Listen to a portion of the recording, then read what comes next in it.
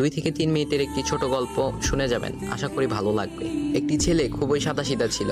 সে একটি দোকানে চাকরি করত। ছেলেটির বেতন ছিল মাত্র 5,000 টাকা। ছেলেটির দোকানের সামনে দিয়ে প্রতিদিন একটি মেয়ে স্কুলে যেত। মেয়েটি প্রতিদিন বোরকা পরে যেত, কিন্তু প্রায়ই মুখটা খোলা থাকতো। একদিন হঠাৎ করে ছেলেটির নজর পড়লো মেয়েটির দিকে। এভাবে বেশ কয়েকদিন যাবার পর মেয়েটি বুঝতে পারলো ছেলেটি তাকে লক্ষ্য করে। মেয়েটিও বাঁকা চোখে ছেলেটির দিকে তাকাতে শুরু করলো। ছেলেটি মেয়ের চলাফেরা দেখে মুগ্ধ হলো।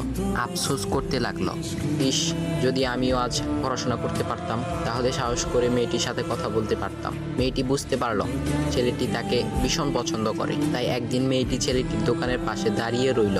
তখন ছেলেটি দুপুরের খাবার খাওয়ার জন্য দোকানের বাইরে আসে। সে চায়ের দোকানে গিয়ে 5 টাকার একটি রুটি খেয়ে পানি পান করে আসতে লাগলো।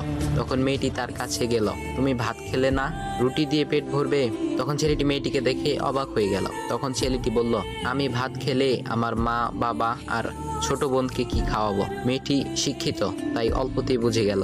সে হাত ধরে বলতে লাগলো, তাহলে তুমি যে আমাকে পছন্দ করো, আমাকে কি খাওয়াবে? তখন ছেলেটি বলল, আমি তো তোমাকে আপন করে পাওয়ার জন্য দেখি না, কারণ সে যোগ্যতা আমার নেই। তবে এটা সত্যি যে তোমাকে দেখলে আমার খুব ভালো লাগে, তাই দেখি।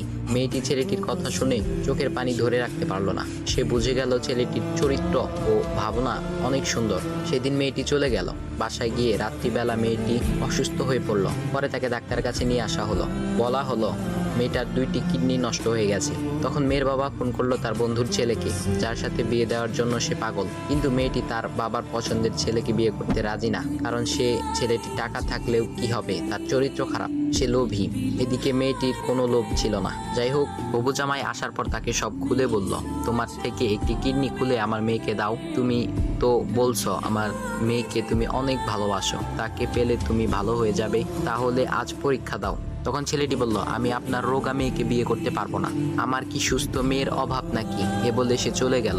বাবা তখন কেঁদে কেঁদে মেয়ের কাছে সব খুলে বলল। মেয়েটি বলল, বাবা তুমি কেঁদো না, একটা পথ এখনো আছে, আমাদের সামনে মোড়ে বড় একটা দোকান আছে না, তুমি সেখানে যাও।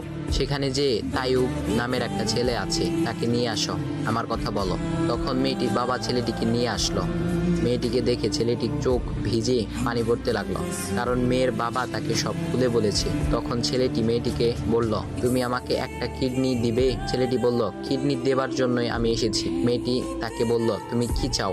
ছেলেটি বলল, তুমি সুস্থ হয়ে আমার দোকানের সামনে দিয়ে যাবে, আর দূর থেকে আমি তাকিয়ে দেখব, এই অনুমতিটুকু চাই। কথা শুনে মেয়েটিও ও তার বাবা তাদের চোখের পানি ধরে রাখতে পারলো না। অবশেষে মেয়েটি বিছানা থেকে উঠে ছেলেটির 2 পা জড়িয়ে ধরে বলল, এই জীবনে তোমার থেকে আমাকে মৃত্যু ছাড়া আর কেউ আলাদা করতে পারবে না। তারপর মেয়েটি বলল, আমার কোনো কিডনি নষ্ট হয়নি, এসব ছিল আমার সাজানো নাটক, আমি যা ভেবেছিলাম তাই হয়েছে। তোমাকে দেখে বুঝেছিলাম তুমি আমার একমাত্র যোগ্য।